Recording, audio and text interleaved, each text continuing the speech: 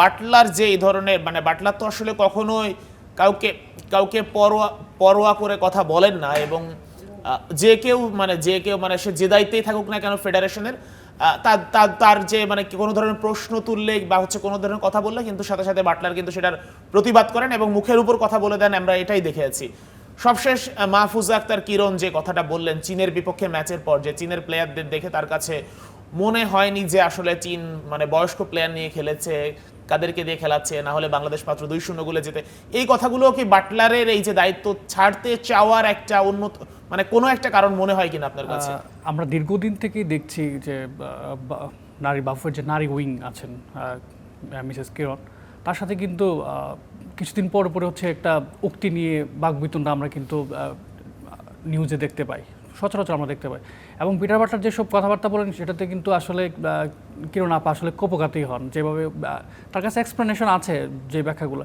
তো একটা এশিয়ান কাপের মতো একটা মঞ্চে এসে যদি আপনি আপনার দলকে অ্যাপ্রিসিয়েট করতে বা না পারেন, এখানে দেখা গেলো যে বরং এই যে কিরণ আপার যে উক্তিটা, এটা পুরোটাই হলো যে একটা নেতিবাচক উক্তি। কেন নেতিবাচক?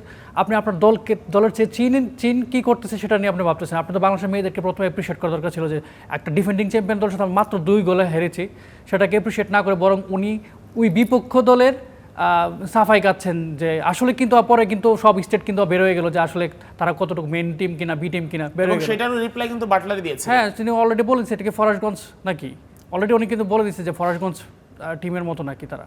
এখানে টটেনহামের মতো প্লেয়িং মানে খেলোয়াড়ও ছিল, তারা বিদেশে ইউরোপের লিগে খেলা, এরকম প্লেয়ারও ছিল এখানে।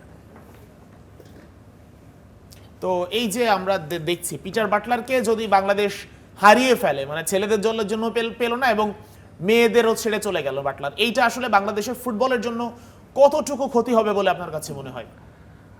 প্রথম কথা হচ্ছে যে আমি যদি আপনার পিটার বাটলারকে মূল্যায়ন করি, পিটার বাটলার হচ্ছে কুইক ডিসিশন মেকার। তার একটা ব্র্যাভো, খুব তৎক্ষণাৎ ডিসিশন নিতে পারে। আপনি জানেন সিনিয়র প্লেয়ারদের একটা দ্বন্দ্ব ছিল, সেই দ্বন্দ্ব ভেঙে দিয়ে পিটার বাটলারের সবচেয়ে বড় গুণ হচ্ছে ট্যালেন্ট খুঁজে বের করে নিয়ে আসা দলে এবং তাদেরকে যোগ্য করে তোলা। এই কাজটা কিন্তু খুব ভালোভাবেই পিটার বাটলার করেছে।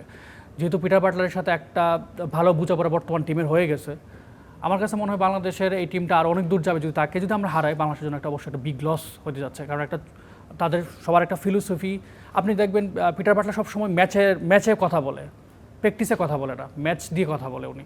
যে কোনো মায়ানমারের বিরুদ্ধে যখন খেলে, আমরা যে কোয়ালিফাই, আমাদের থেকে অনেক 55 র্যাঙ্কিংদের একটা দলের সাথে আমরা তাদের হোম গ্রাউন্ডে জিতে এসেছি, এদের মন মানসিকতা। এবং আজকে যদি ম্যাচটা দেখেন, আমরা প্রথমে 1 গোল খাওয়ার পরে আমাদের দল কিন্তু ফাইট ব্যাক দিয়েছে এবং 1 গোল যখন আমরা হজম করি, এর পরবর্তী সময়টাতে বাংলাদেশ কিন্তু প্রচুর অ্যাটাক করেছে। কিন্তু আজকে আমাদের বাংলাদেশের মেয়েদের কিছু দুর্বলতা ছিল ফিনিশিং থার্ড লাইনে, এবং আমার কাছে মনে হচ্ছে আজকে মেয়েরা কিছুটা আত্মকেন্দ্রিক ফুটবল খেলার চেষ্টা করেছে, যে কে কার নামের শেষে স্কোর শিটে নাম উঠাবে। এবং বাটলারও কিন্তু একটা কথা বলেছে যে কেউ হাল ছেড়ে দিয়েছিল আজকের ম্যাচে। কেউ হাল ছেড়ে দিয়েছিল। এই জিনিসটা হয়তো বা পিটার বাটলারকে খুব মনে কষ্ট দিয়েছে, যার কারণে হয়তো বা তিনি বলছেন যে পরিবারের কাছে গিয়ে তারপর সিদ্ধান্ত নিয়ে তিনি জানাবেন তিনি কি করবেন।